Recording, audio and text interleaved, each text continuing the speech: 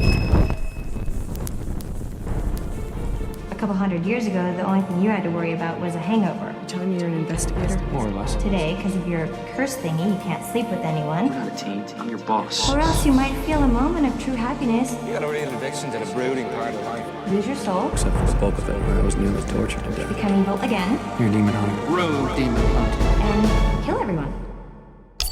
It's fucking fantastic. I love that sound. Thanks, Cornelia.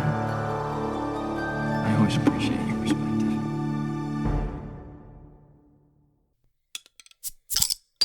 Hello. Morning, buddy.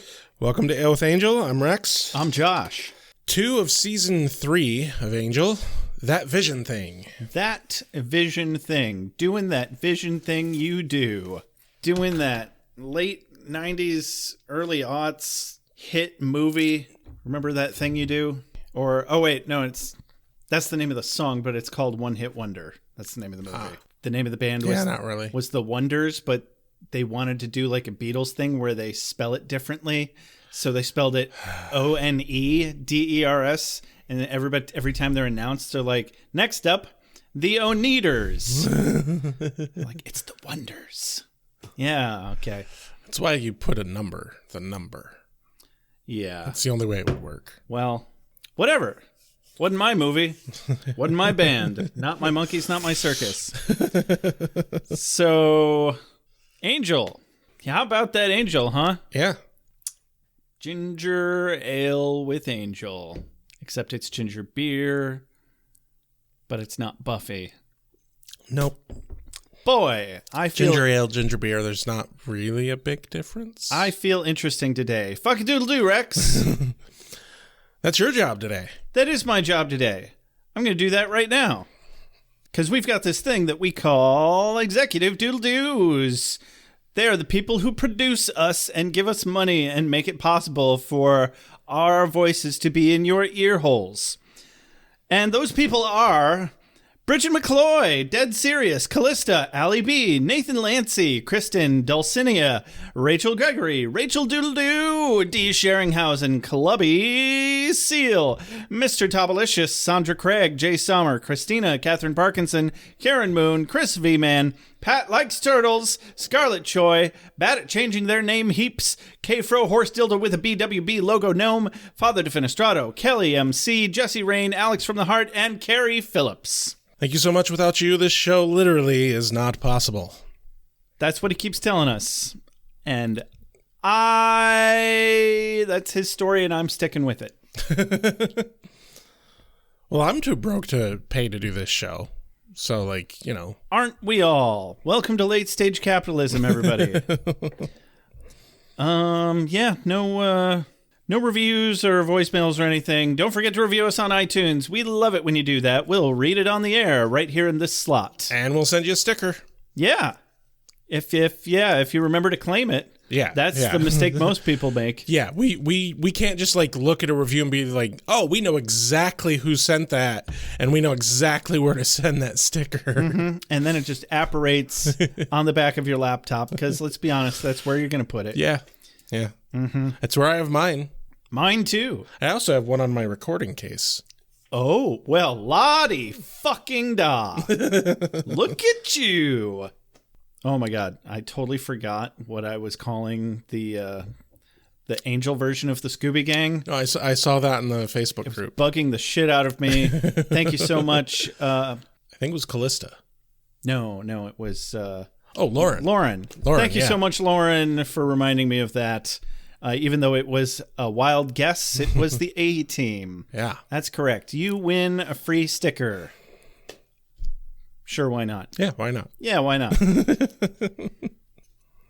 Cue me up, boss. Oh, right, yeah. It's time for a mom synopsis. Let's get the show on the road. Joshua! What are you doing, Joshua? What am I doing? What are you doing? Is Dad okay since you whacked him on the head? Oh, don't you worry about that, Joshua. I'm taking care of him. What? I told you to keep him hydrated. How hard is that? Oh, he's hydrated, Joshua. What the hell is that supposed to mean? And what is this box doing here? And why is it approximately dad-shaped? Let's just say we won't know how he's doing until you open the box. Well, seeing as the box is engulfed in flames right now, I think I can take a pretty good guess. That's not what Dr. Schrodinger said, Joshua. He's both dead and alive until you open that box. Well, I think we should rescue him from this eternal flaming torment, don't you? That depends, Joshua. Are you a good witch or a bad witch? I'm a man witch, Mom. A man witch. You didn't tell me you wanted manwich for dinner, Joshua. I don't have enough for all three of us. Aha, so he is alive. I'm not solving this riddle for you, Joshua. You'll just have to wait until next week for the thrilling conclusion of the Mom Synopsis Chronicles. Fuck my life. So today on Angel, Cordelia's visions are getting worse than usual, and now they're leaving physical manifestations of the things she's seeing, like gross boils on her face and claw slashes on her stomach. Her visions send Angel to find a coin and a key, then Lorne cracks the code that these visions aren't actually from the powers that be, but probably coming from someone with the resources who wants to get at them. Who could that be? Oh right, Wolfram and Hart still exists. So Lila coerces Angel to rescue some dude from a hell dimension in exchange for not tampering with Cordelia anymore. Angel makes sure that she cooperates afterwards by killing off her telepathy guy. Cordelia is concerned that this guy he rescued is going to be a problem, but Angel assures her that she is all that matters. Also, Darla's shaman couldn't give her any answers about her pregnancy, so she's on her way to see Angel. The end. The end. Well, this has been another episode of Ale with Angel. I suppose we should go a little more into detail. I guess we'll do a little more. It's fine. A little more. Ladies, gentlemen, spiny-headed looking creatures. Soon as the sun goes down, soon as the sun goes down, vampire. Competition is a beautiful thing. Boots here. Cold open. We open at the hotel with Wesley and Gunn. I had to take a slight moment to remember that we switched shows and my abbreviations of characters are different now. That is not Willow and Giles. That's Wesley and Gunn.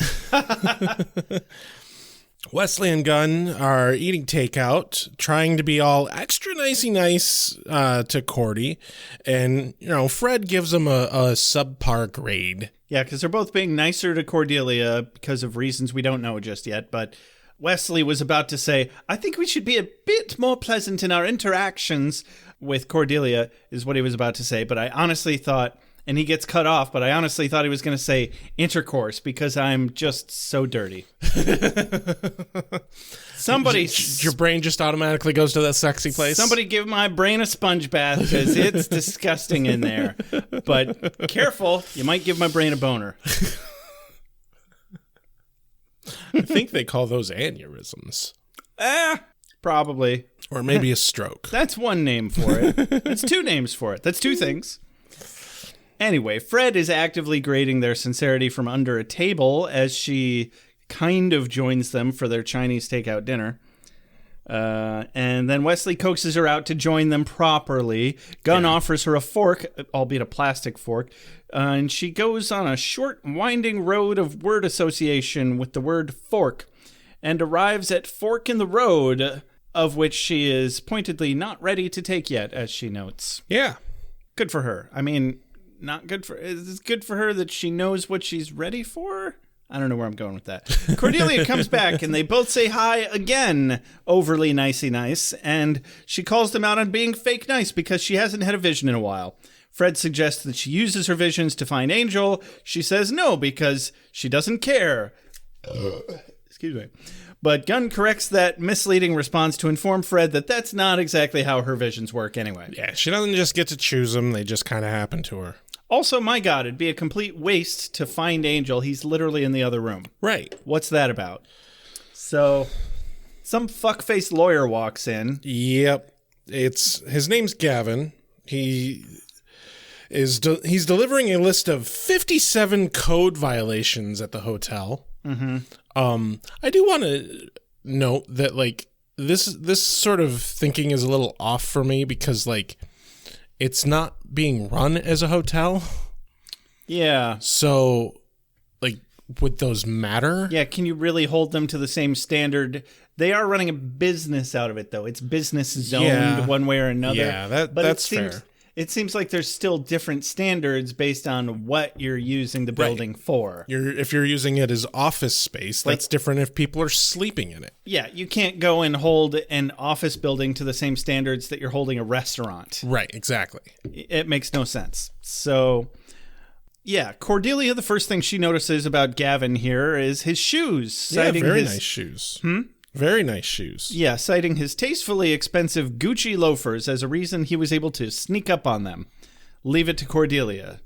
Wesley recognizes this guy as Gavin Park from Wolfram and Hart. He notices Fred is new to the group. Gavin does. And Wesley does a good job of attempting to tell this guy to piss off. You there? Piss off. I need you to piss off. Don't piss on. Piss off? Piss off. Piss on? Piss off. Angel steps out to see what the fuss is about. Good thing Cordy didn't waste her vision on finding him to satisfy Fred's separation anxiety. Gavin hands over a list, like you already said, of 57 building code violations, informs them that he's filed a copy with the city planning office. Angel pretends, rather well, to not give a flying fuck. I would say that he is not pretending to not give a fuck. I think he just doesn't give a fuck. Yeah. Oh, I've been alive for 250 years. You know what I worry about? Fucking paperwork. Right? Bitch, please. Like, the process in which he got this damn hotel is ambiguous at best. Oh, at best. And, but my guess is that they have the hotel with thanks to the fucking billionaire they're friends with. Oh, right.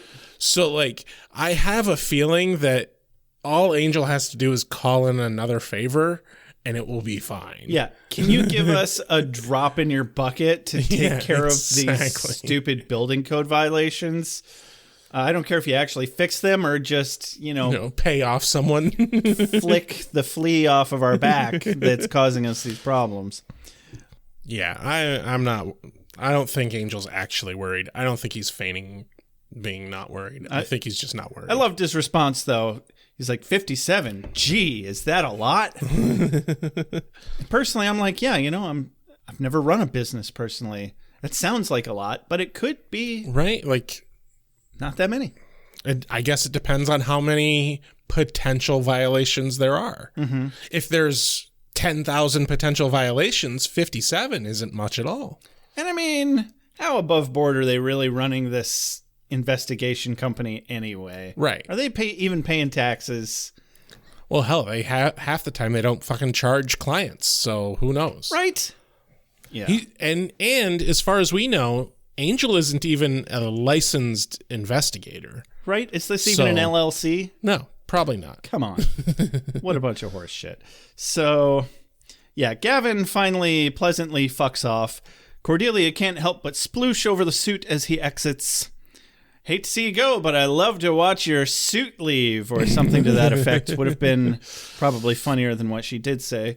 Didn't seem that nice of a suit. Seemed right. Like just a suit. Yeah, it was a suit. The guy wore it well, sure. Maybe I just don't have an eye for suits. Right. Yeah, and maybe it's different when you're actually there in the room. Oh, yeah.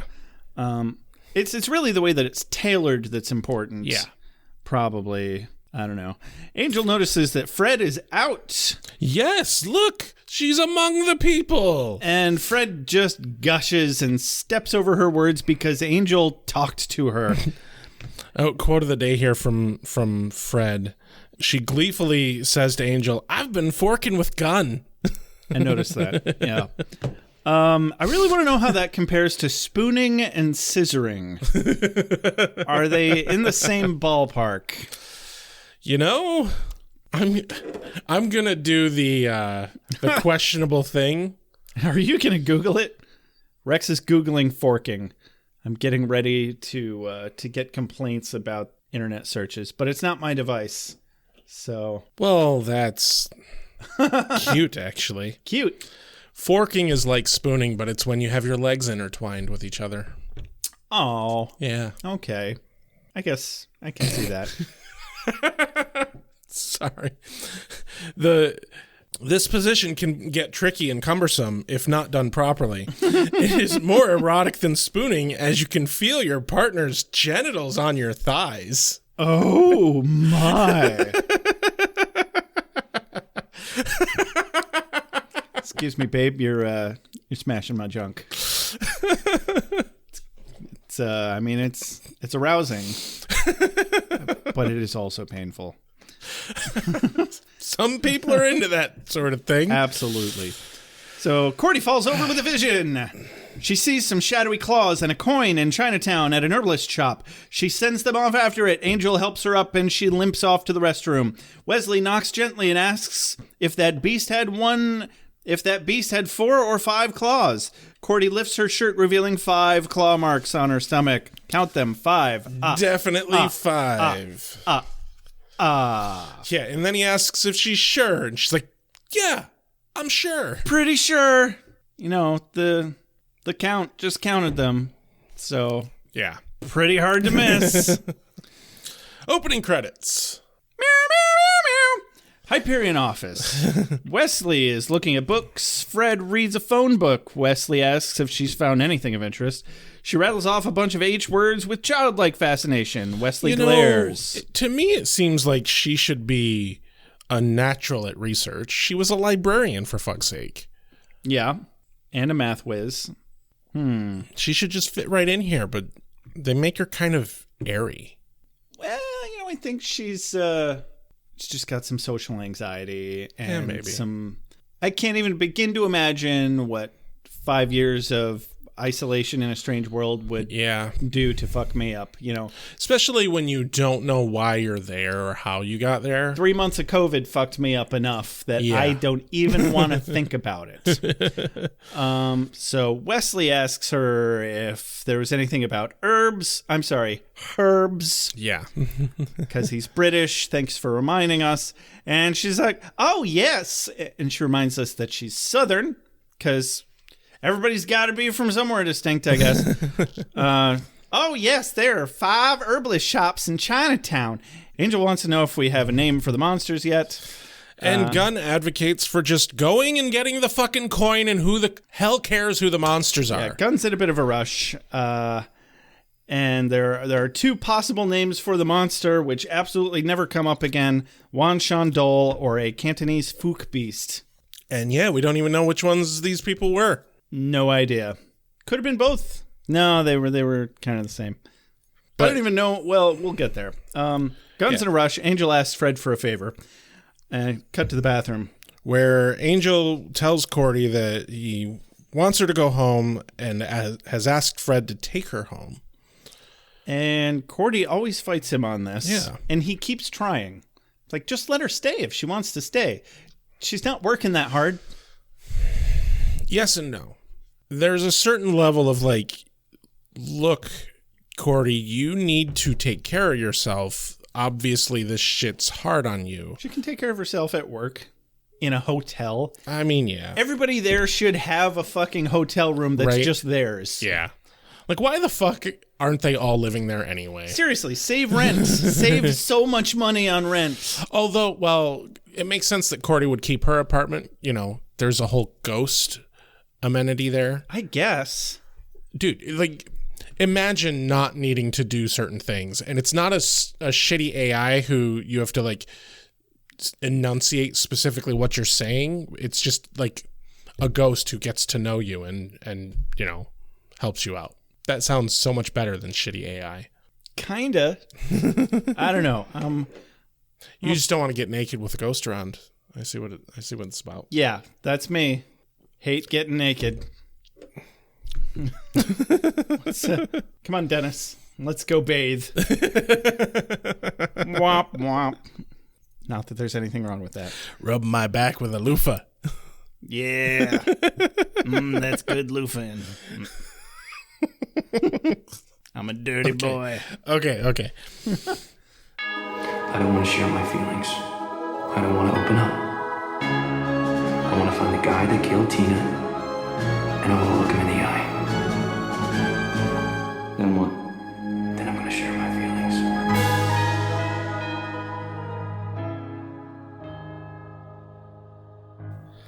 Yeah, I'd love to have a hotel room at work where I can just lie the fuck down. Yeah, that would be That's nice. the real American dream. But anyway, she agrees to go home.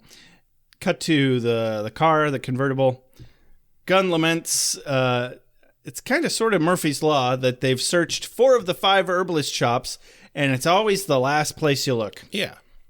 I like how he's like, you know what? From now on, we start at the end of the list and go up.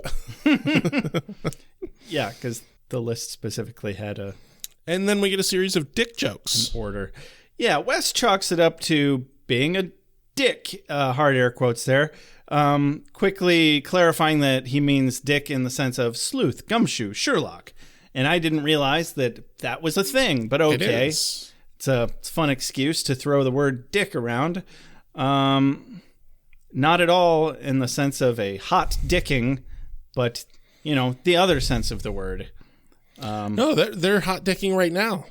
You're right. They are. They're hot dicking each other real hard. Not each other. The case. They're hot dicking the case. They are. Yeah, that kind of hot dicking. That's what I meant.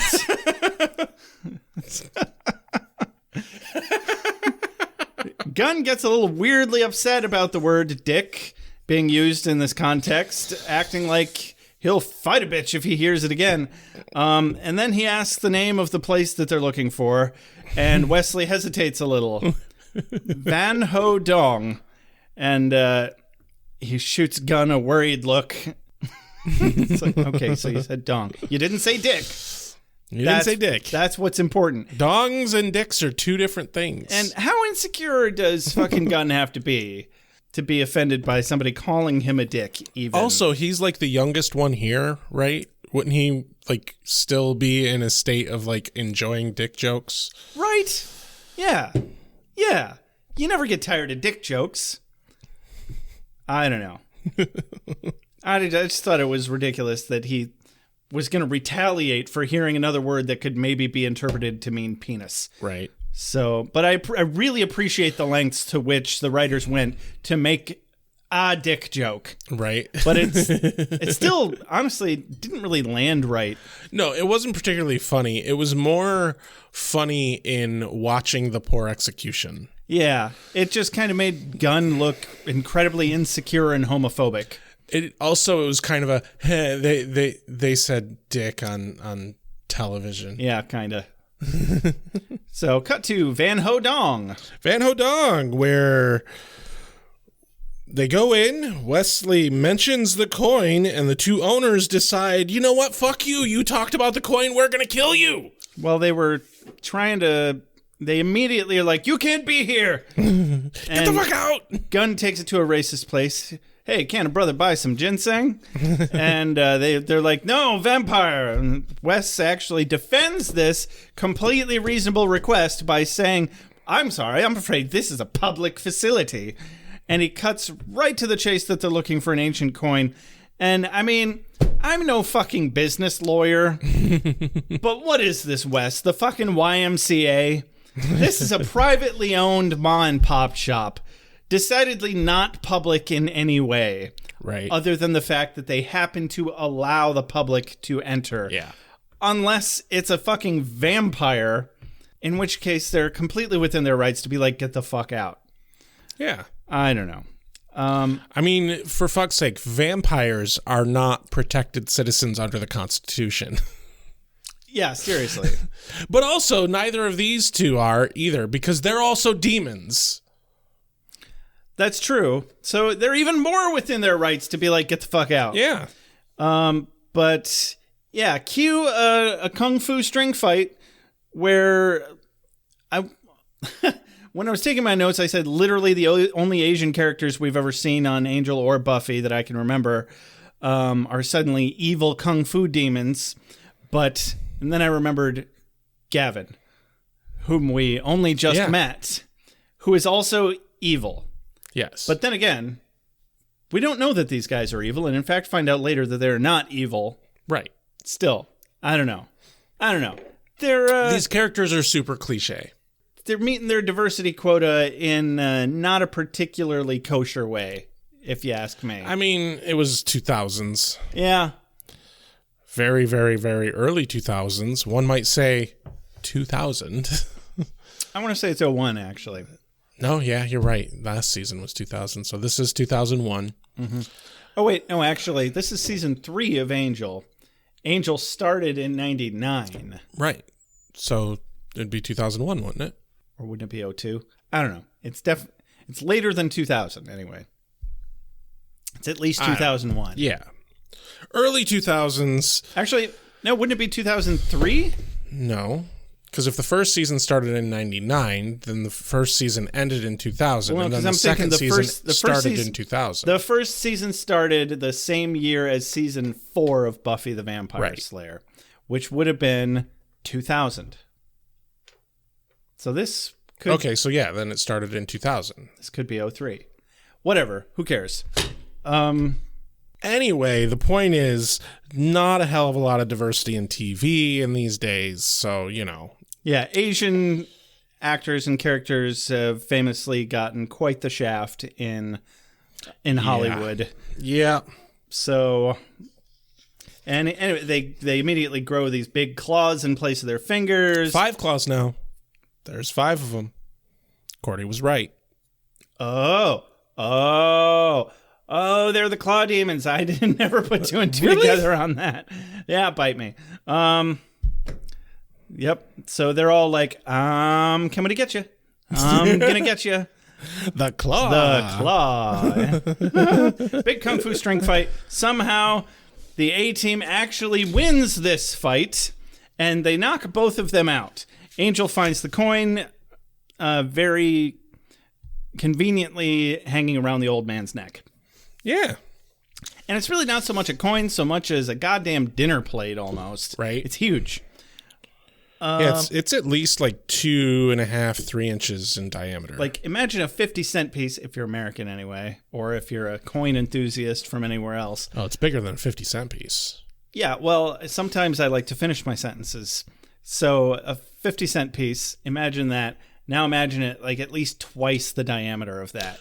You know what it is? It's the same size as a GameCube disc. That was about like that. 50-cent piece. Okay. All right. Yeah. All right. All right, Rex. Rex, all right.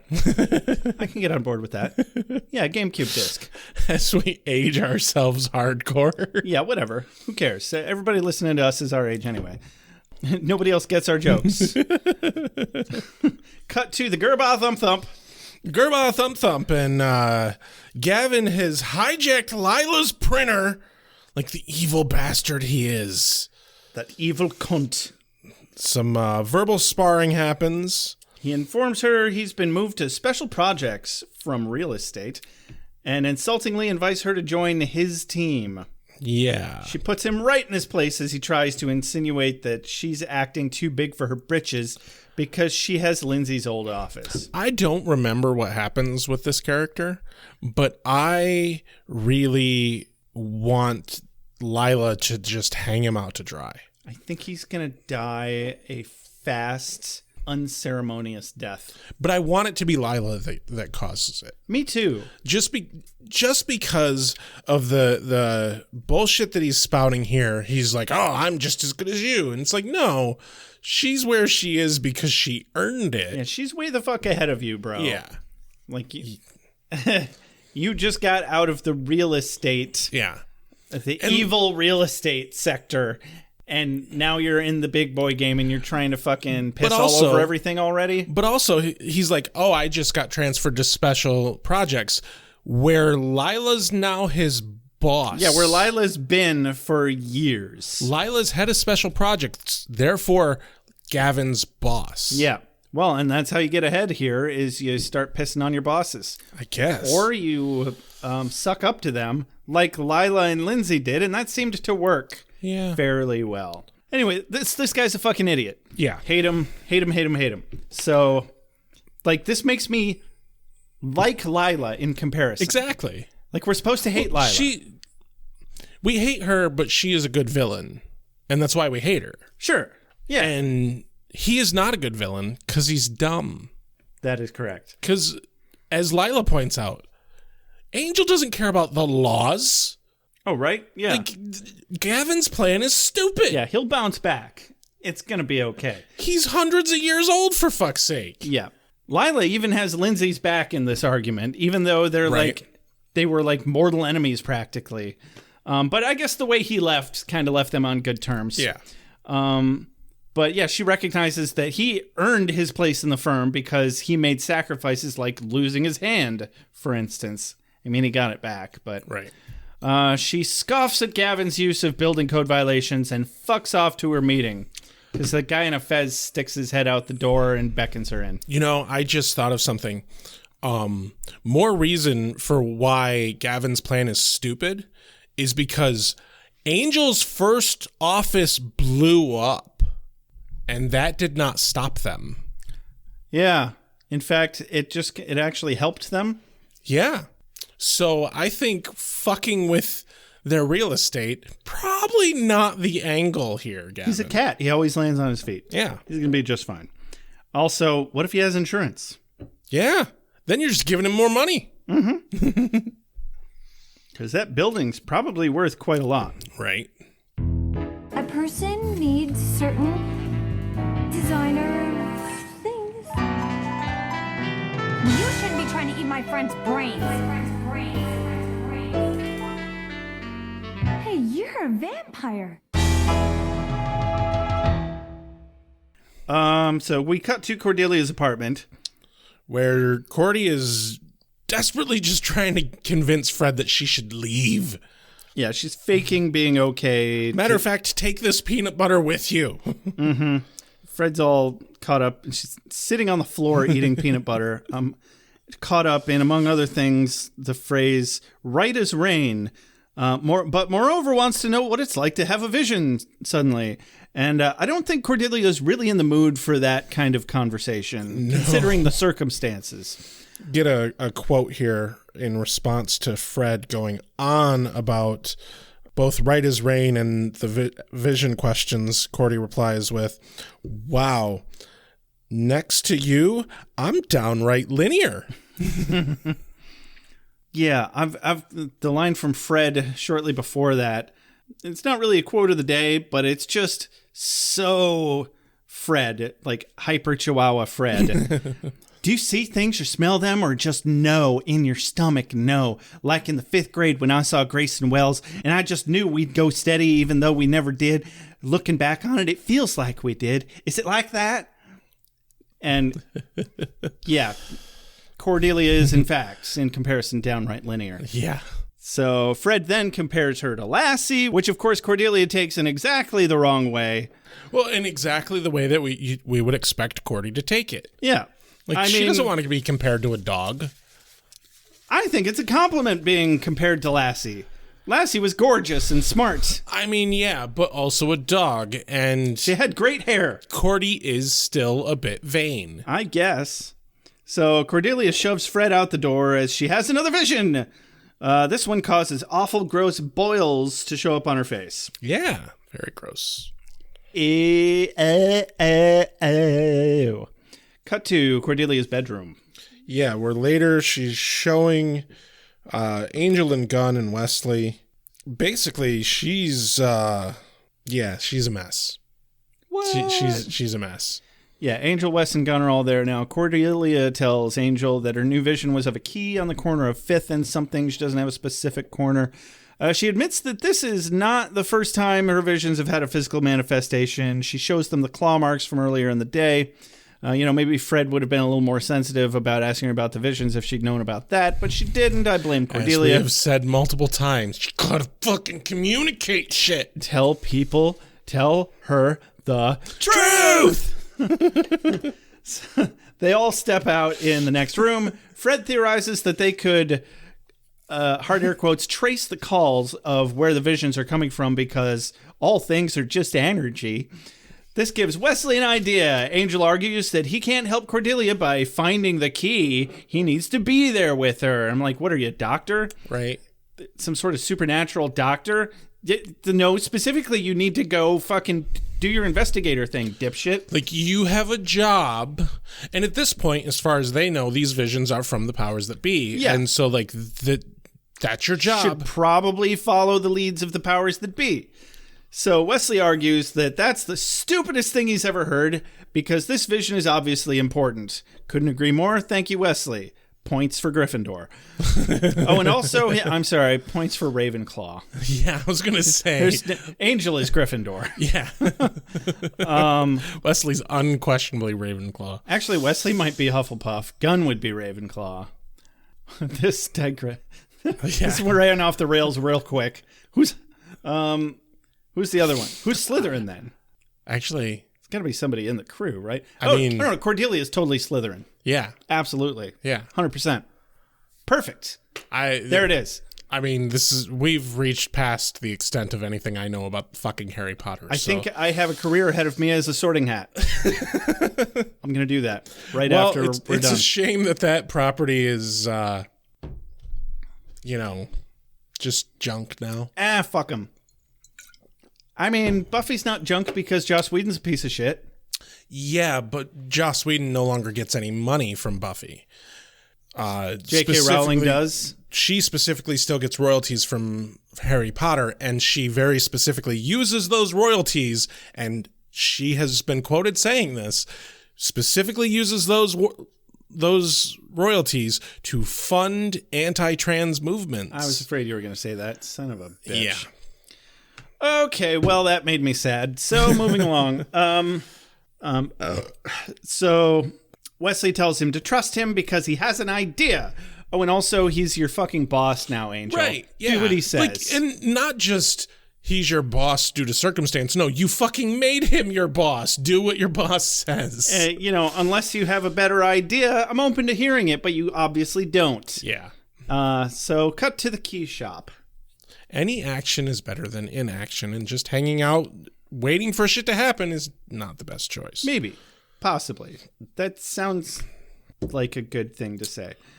Anyway, goes to the key shop, walks in, asks the guy for a key, and the guy's like, well, we have lots of keys. I demand the key right now. Which one would you like? I have lots of them. Guy turns on the lights.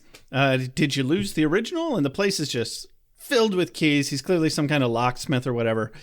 Angel shows him a picture that Cordy drew of the key. The guy recognizes it immediately, tries to cover up that he recognizes it, and is like, just a moment, and presses a button under his desk, which has a 0 latency line directly to a big gooey boil demon with a great big bushy beard. I think the demon was just like in a little cubby in the ceiling in a trap with a trap door, and the button just opens the trap door. Yeah, he's like a rabbit waiting to be taken out of a hat. He's just nice and cozy in there. Yeah. Anyway, no, he didn't actually have a big bushy beard, but still, that would have been wouldn't have been much of an improvement. He has some great big gross boils. Yeah, his boils were a kind of beard. Yeah. A beard of boils.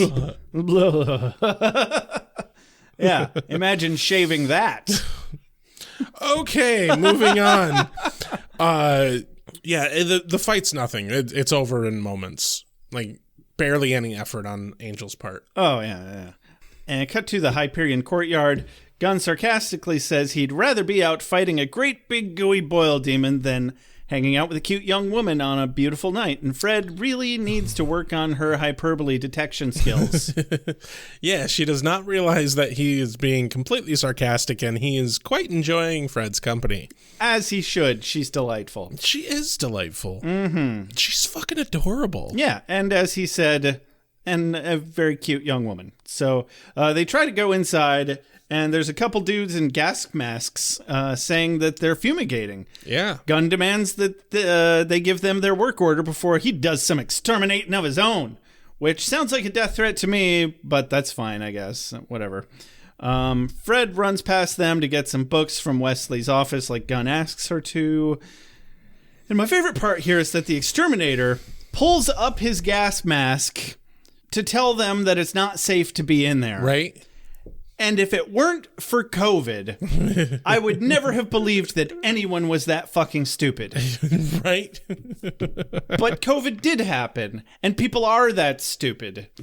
Because I know this happened to you. I know this probably happened to literally everybody out there that took the thing seriously. Yeah. Somebody's wearing a fucking mask and they walk over to you, lift up their mask to talk to you. It's like literally the main reason you're wearing it, bro, is for talking. The one that got me, the one that really pissed me off is the desk at my work had plastic barriers. Yeah. People would step to the side to look around the barrier so they're not looking through the clear plastic barrier, lift their fucking mask away, and talk at me. So it's like, here, let me get every opportunity to spit at your face. Oh my God. I was so fucking angry about that shit. You should be. You should be. It's remarkably stupid how cavalier people were with that kind of shit. And they're like, well, but I can't hear you through the glass and you can't hear me through the mask. It's like, yes, I can. Just because you're old and deaf.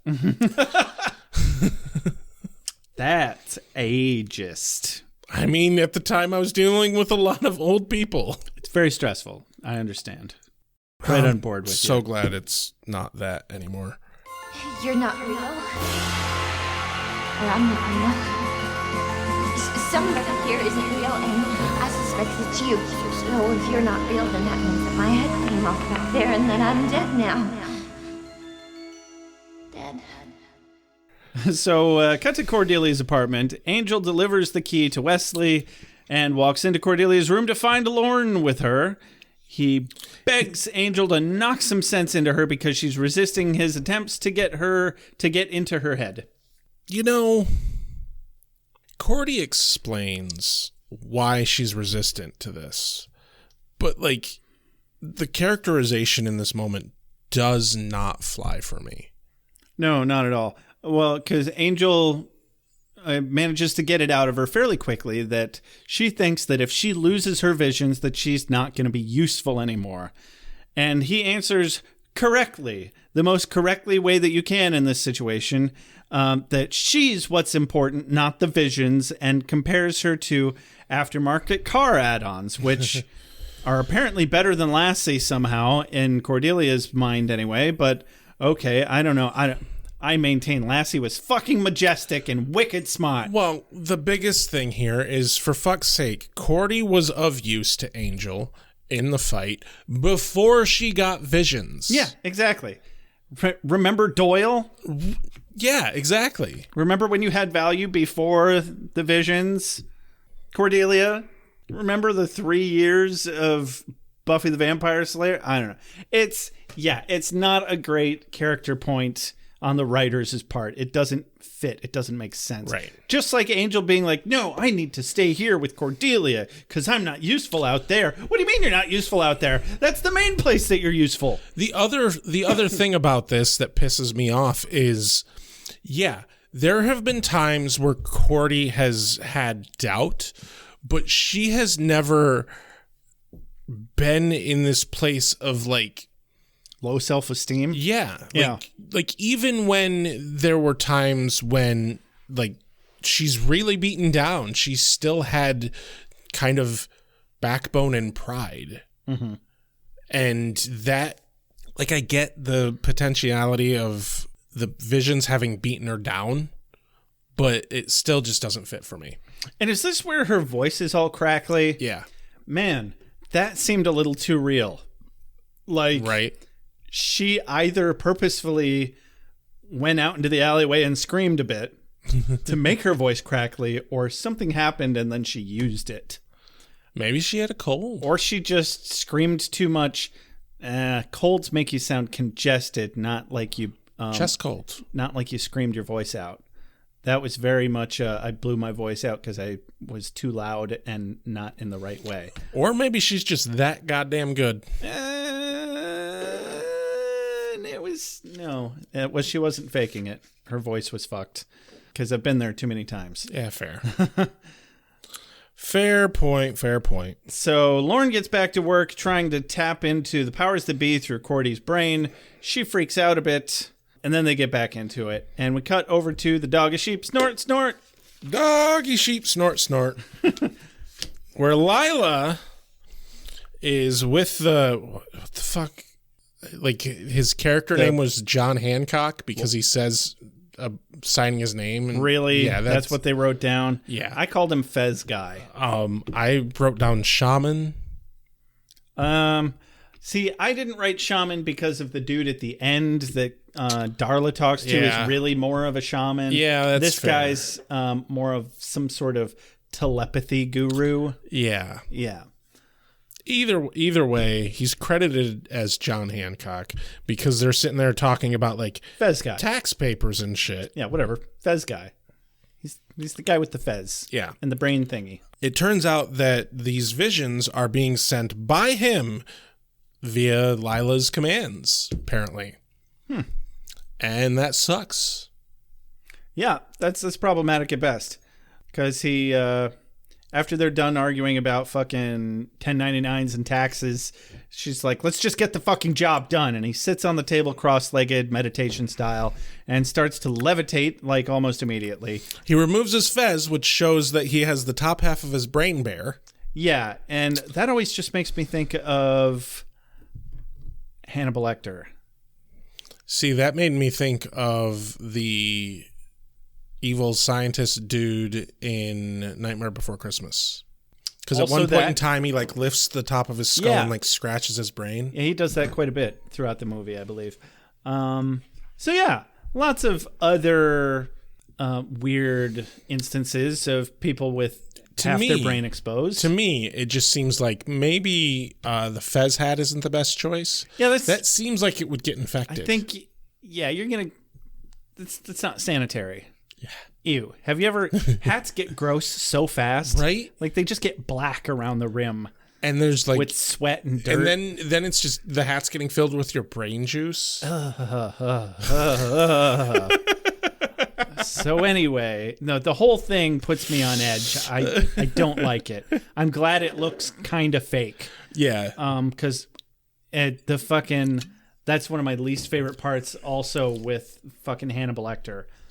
And Right. I'm not even gonna describe the scene because it bothers me. We're moving on. So he's his brain is wriggling about, and I'm not going to describe the Hannibal Lecter scene. I am Right. going to describe this scene. His brain is wriggling about. They've clearly put something in there that's going like against the top of his rubber brain with latex around it to look like his head. And we see some visions of fire and shit, and cut to Cordy freaking out and suddenly acquiring horrible burns on her arm. And Lauren gets thrown across the room. Yeah, because he happens to be, attempting to communicate with the powers that be while this happens. Like a mind melt. Yeah. It's like doing a mind melt. And there's a bit of a short circuit, and it fucks up Lauren. So, cut to Cordelia's room a bit later. Yeah, where she expresses worry that this is happening because she deserves it. For fuck's sake. And, she's at her breaking point. I get that. I must be a bad person. I'm like, oh my son of a bitch. Okay. So, season 1 of Buffy, I might have agreed. But not now, obviously. Oh, God, no. She admits that she doesn't want the visions anymore because what the hell could be so important that the powers that be would do this to her? Couldn't agree more.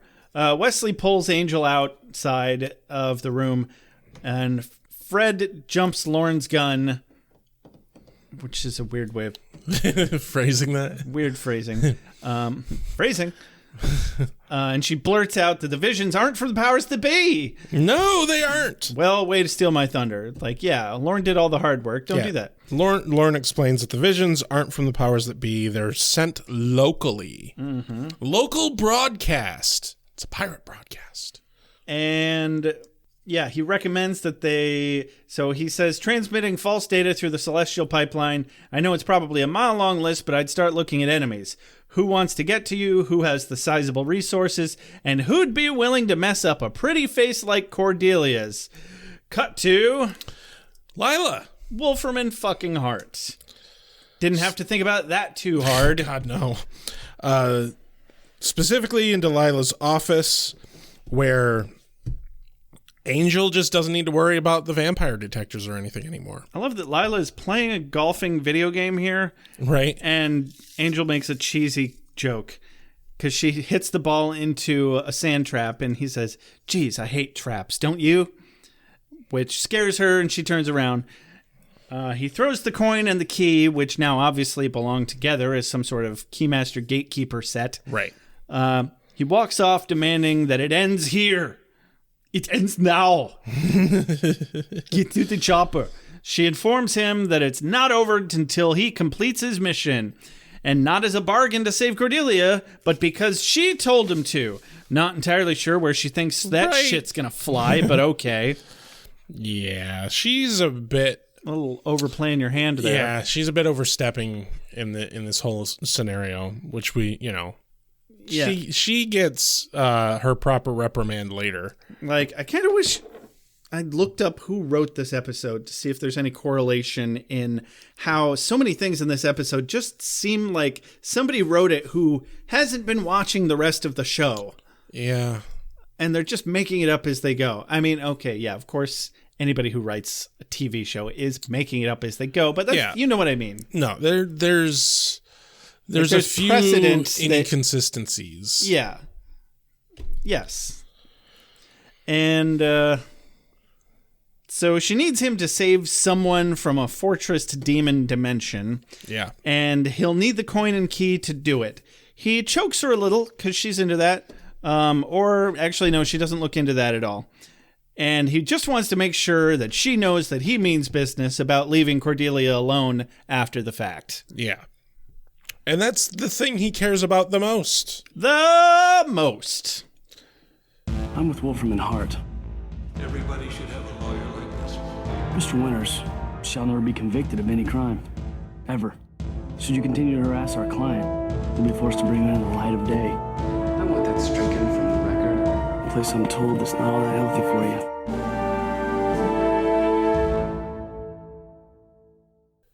So we cut back to the hotel where Wesley and Angel are talking about the situation, and Wes explains to Angel that these are tools for good.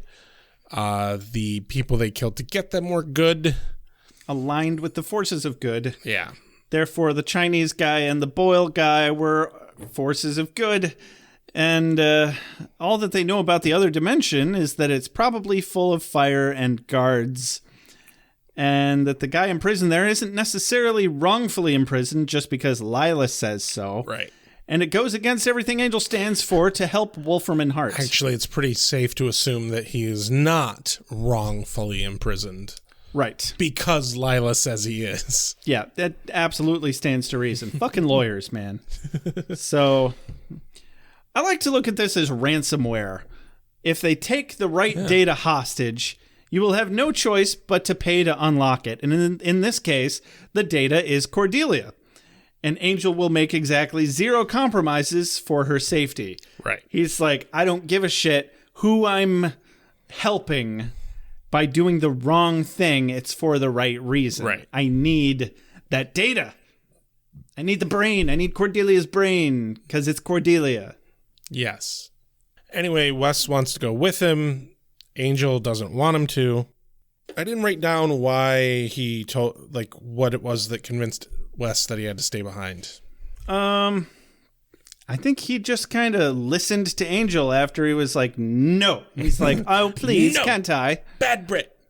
Bad. Bad boss. No. Please, can't I have just a little I peril? got a newspaper. What? So, yeah, Angel forbids it. Wes puts the key, and he's like, oh, fine, fiddlesticks. Puts the key in the hole in the coin, and it makes... Much like the keymaster and gatekeeper of the Ghostbusters, some penetration opens the door. He just makes him fuck a little. Look, this key fits right in this hole. No, in actuality, though, I think the prop of the key and coin is really cool because when he locks them together, it makes like a top, and he tosses it out on the ground, and it spins like a top. The snapping effect of when he hit the right angle and ridge of the key was very satisfying. Yeah. And he throws it down, it becomes a top, and it creates a portal. Which Angel goes through the portal, leaving his weapons behind. Yeah, that doesn't go very well. And I loved the look on Wesley's face. He's like, well, shit. Which is pretty similar to Angel's face. Yeah. When he gets to the Hell Dimension, also very much, well, shit. Yeah. Specifically, he says, it'd be too bad if I could defend myself. The writers are dumb. Well, he was fine. It all turns out fine. He's fine. Yeah, and there's some stairs and some fieriness going down the stairs, so he assumes that must be the way he goes. And luckily, unlike the book situation, the key and coin went with him. Luckily, yeah. And he finds it and picks it up and takes it with him. And as Angel approaches a cell of pure raging fire with a person in it engulfed in eternal flame, we get to meet Skip. Hi, Skip. Behind Angel appears maybe the best fucking character that the Buffyverse has ever thought of. Skip, the perfectly nice, reasonable Hell Guardian who commutes 20 minutes to work every day. Yeah. But it's not that bad. And the kind of guy I love their little conversation here because they're like, Angel's like, oh, what keeps him in the fire? My will. Shouldn't he be like screaming in pain? My will keeps him from screaming. There's only so much that you can hear. Oh God, I'm burning. Before you just get sick of it. Yeah, he's the kind of guy you'd want to get a beer with. And who'd invite you to his backyard barbecue in the burbs. I have happy news for you, Josh. Oh? He shows up in other episodes. Ooh. He is not a one-shot character. And he notices the Angel smells like he works for the powers that be. Yeah. Well, that's because he does. And then why does Angel want to rescue this piece of shit? Well, that's a good question. It's about a girl. Can't be talked out of it. They fight. Yeah, and it seems like a fairly even-matched fight at first, but Skip gets kind of knocked into the flames, and the prisoner in the flames grabs a hold of him, is like going to pull him into the flames with him, and Angel, of course, being Angel, saves him. Yeah, it was pretty touch and go for a second there. But Angel saves him from the flames and then apologizes before knocking him the fuck out. Before he kicks him straight in the face with his toe. Like, yeah. Ow. That's like the worst. But yeah, as you would expect, since the flames are powered by Skip's will, the moment he's unconscious, the flames go away. Mm-hmm. And then there's a naked dude. Ta-da. That's your prize. Naked dude. That's your prize. You get a naked man. Oh, boy. And you know how Angel feels about naked men. That's difficult to find. You could probably walk into any bar and be like, $5, who wants to get naked? And at least one person minimum will be like, yeah. It would be a race. You'd have to turn down 10 others 3 seconds later and be like, sorry, this guy got naked first. Yeah, he was naked first. He gets the $5. Exactly. Be like, oh, come on, but I got naked. Can I get naked again? You know what? You do whatever you want, but I'm not giving you money for it. Yeah, dude's all sooty, he's naked, he's no longer engulfed in flames. Cut to a drainage canal, you know, the quintessential LA drainage canals that anybody who's played Grand Theft Auto 5 recognizes from having done many runs from the police. I saw a TikTok video about how LA looks almost identical to Grand Theft Auto 5. And if you've played Grand Theft Auto 5, you basically don't need a map to go there. Really? Yeah.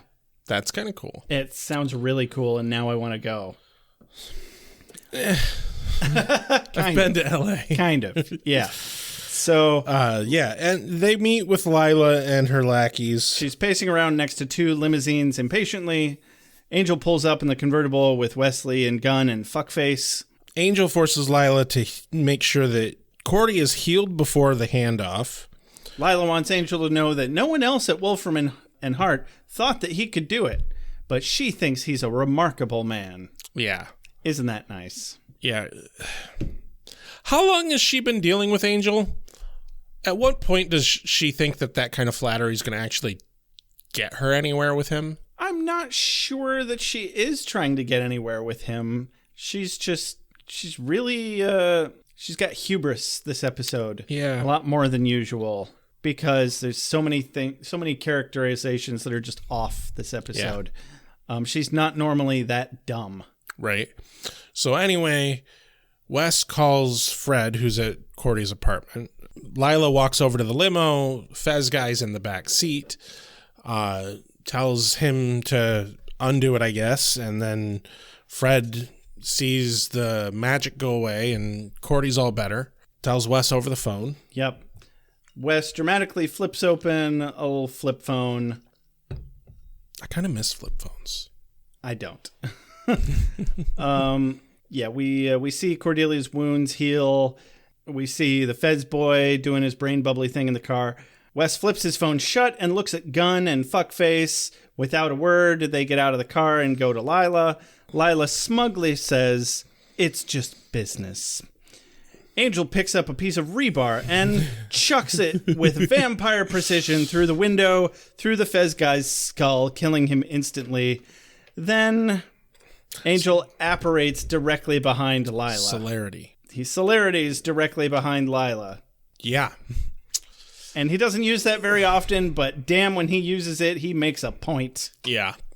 It's like, by the way, I could fucking kill you at any moment. And just like the scene that we had a while back where he appeared in Lila's car, she is very notably shaken by this. Yeah, did she forget? Right? Apparently.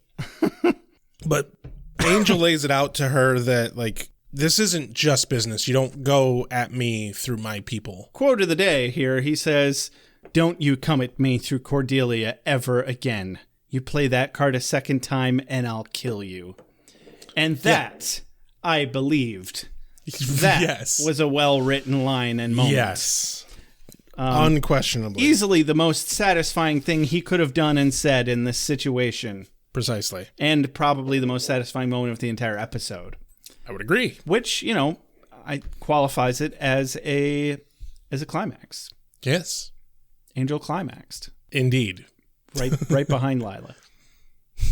Right in her face. I'm sorry. Oh. I'm losing so many listeners.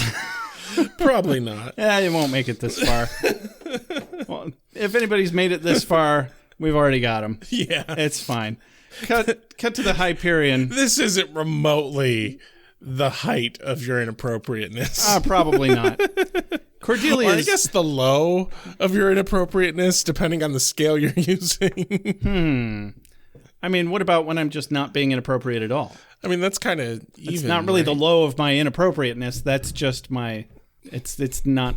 Well, when you're it's not being, the same ballpark. When you're not being inappropriate at all, that is the height of your civility, politeness, decorum. Turns out they can coexist. Who knew?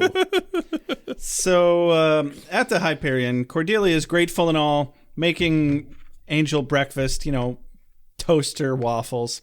And what if that guy that he let out of the demon dimension is just like super evil or something? How could he let Wolfram and Hart win? Well, Angel thinks that saving Cordelia was simply much more important than winning, and he'll deal with the consequences when they happen.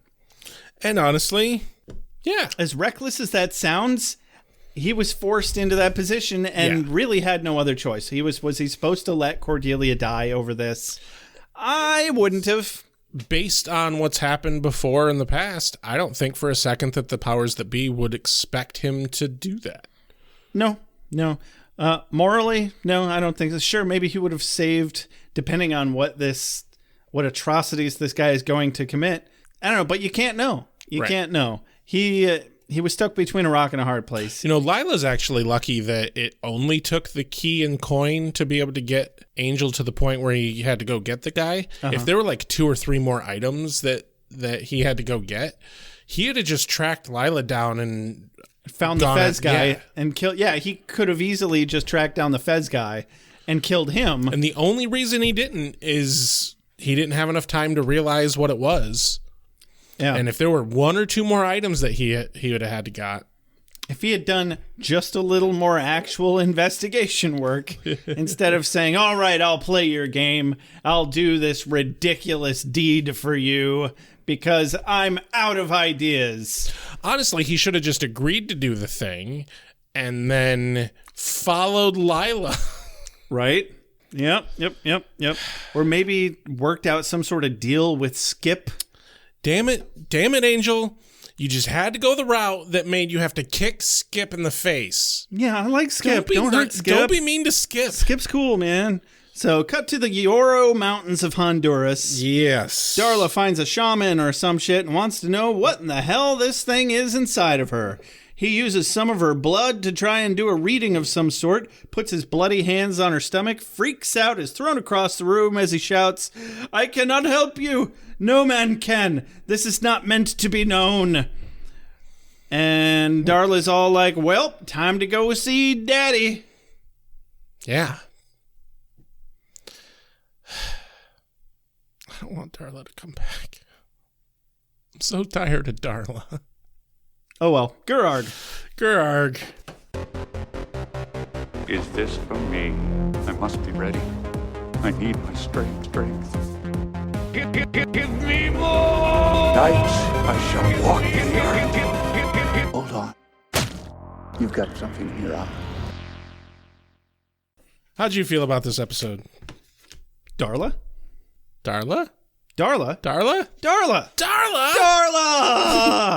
Darla's in this episode. Isn't that the best thing about it? No. Love Darla. She's great. How did you feel about this episode?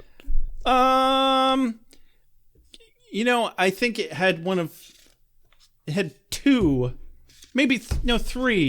three of the more memorable monsters of the week that I've ever seen in this episode. Skip was fantastic, and he was a good guy.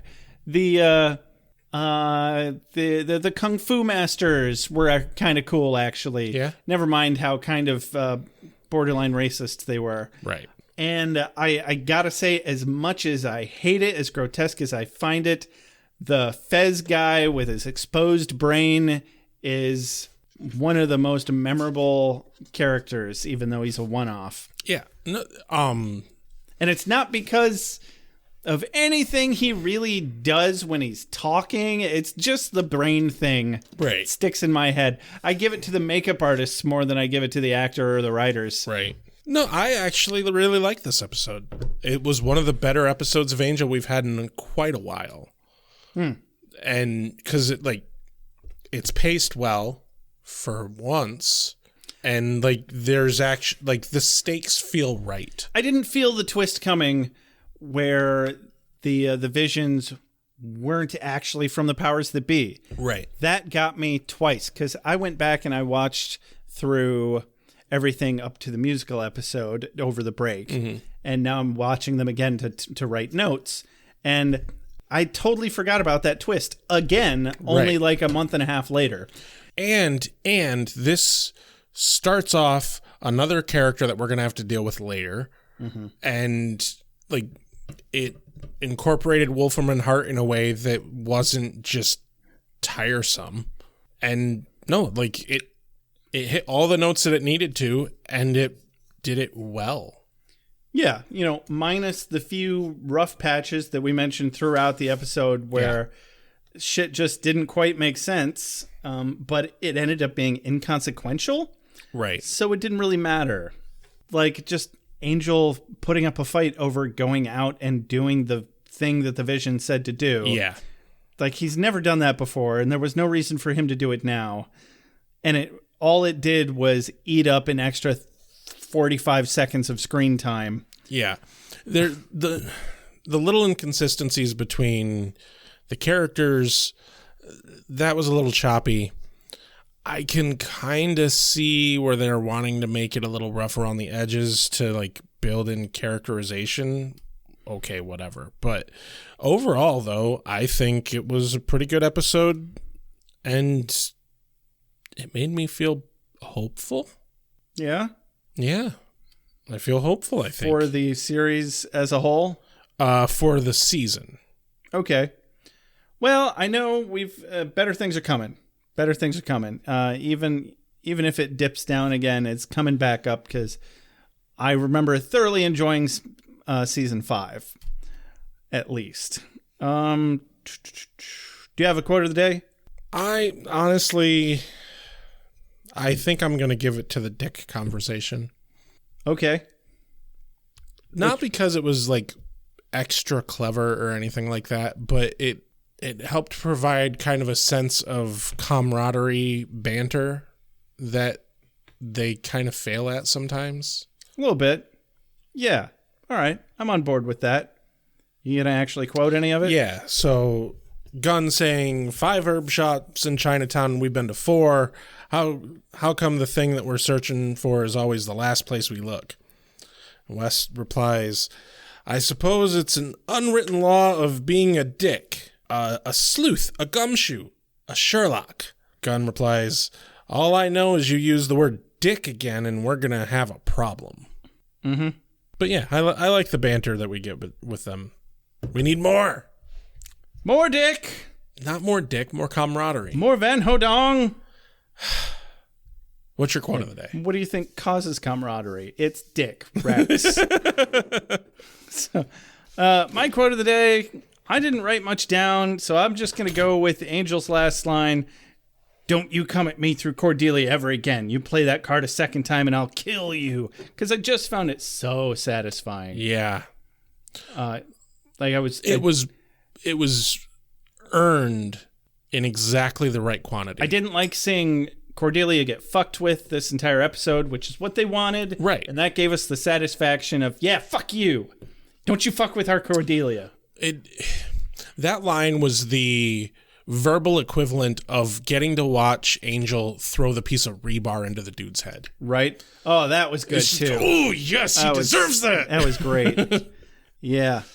I do want to say, by the way, it's a bit Angel of a power. Doesn't know that it's not just some human dude.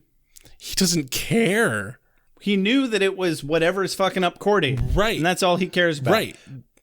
Like, and that I find that satisfying. Yeah. Like it was a bit of a power fantasy. Yeah. Being able to experience that via Angel. Yeah. And it was lovely. Very much so. Yeah. So there it is. I think that has been another episode of Ale with Angel. Don't forget to follow us on Twitter, like us on Facebook. You can always buy some of our shit if you want to. Go on over to beerwithbuffy.com/shop. We've got mugs, we've got hoodies, t-shirts, some other weird shit. I don't know, we got a lot of things on there. If you want to support us financially, without cluttering up your cupboards and closets, you can go to patreon.com/beerwithbuffy. We have a cat naming perk, or you can just buy us a beer or show us some love. The number one best thing that you can do for us always is review us on iTunes. It doesn't cost you anything, and it helps us the most. It boosts our numbers and visibility. Thank you very much. And if you send us proof of your review, we will send you a free sticker. Free sticker, and you get automatically entered into a drawing to win a free hoodie. Once we get to 75 reviews, we will enter all of the written reviews into a pile and draw one out of a hat. Yes. And that person gets a free hoodie. If you have any questions, comments, or concerns ever, you can email us at beerwithbuffy@gmail.com. You can always text us or leave us a voicemail at 269-743-0783. As always, big shout out to JJ Treadway for all of our opening, closing, and transitional music. This has been Ale with Angel. I'm Josh. I'm Rex. Have a good night. Keanu Speed, Josh. Reeves be with you. Whoa.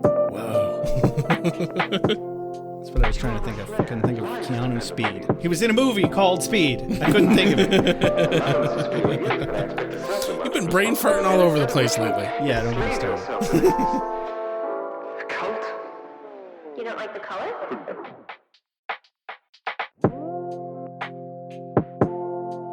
You have a sacred birthright. You were chosen to destroy vampires, not to wave pom-poms at people. Why can't you people just leave me alone? You are the Slayer. Go ahead. Prepare me. I'm a watcher. I haven't the skill. Oh, come on. By appealing to your common sense. werewolves, incubi, succubi, everything you've ever dreaded was under your bed but told yourself couldn't be by the light of day. One girl in all the world. Common sense. One girl in all the Common world. sense. It was a bit, British, wasn't it? Whee! Wait, what have we done? Why are we watching this?